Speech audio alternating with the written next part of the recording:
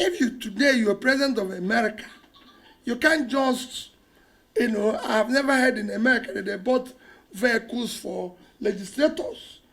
You can't just buy cars anyhow. I have never heard you can't buy cars for first lady anyhow. There's no, in fact, in America, there's no office called Office of First Lady.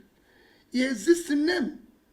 And for the purpose of accompanying the president to trips, not just to have an office created with enormous budgets that are even beyond critical areas of development.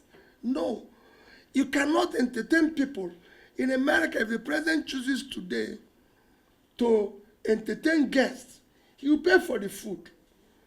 If he chooses to have different dishes, he will pay for it. So he can decide how my wife is going to have we're going to have this type of fish from Japan. At the end of the month, he has to pay for it. So these things don't happen. You don't have renovations of different houses for the president. If the president of America goes to New York today, he stays in hotel. I've accompanied the president to trip in the past. The hotel the president of America was staying in a hotel. So these are issues. So we must look at what suits us. Again, look at how we can manage our own expense and everything.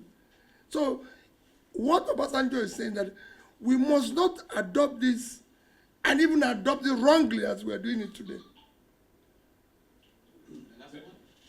The last one was an issue of moving towards one party. move on. How can we salvage that? That is a disaster.